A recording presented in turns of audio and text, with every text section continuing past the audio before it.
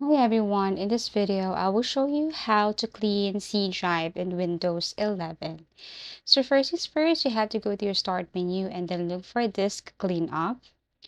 Choose specific locations like temporary files or let's just say recycle bin. All you have to do is to click these boxes right here and then tap on clean up system files. Wait for a couple of seconds. It is calculating how much space you're about to gain when you're going to delete this files.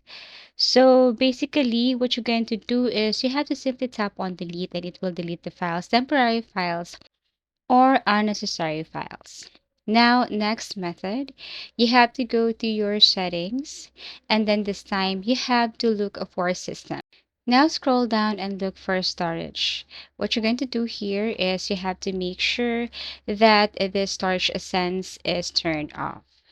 So Storage Essence is a built-in Windows feature that automatically frees up this space by deleting temporary system files, recycle bin items, old Windows update files, unused downloads. It helps keep your PC clean without manual cleanup. Should you turn Storage Essence off or on? So you have to keep it on if you want Windows automatically manage and clean files. Turn it off only if you prefer to manually delete files yourself or you want to keep temporary files. Next, go to your apps and features, go to sort, go to size, and then here you can just basically delete large files, especially if these files are not necessary or you don't use it anymore. So actually, these are the ways on how to clean C drive in Windows 11. Thank you for watching and see you again in our next video tutorials.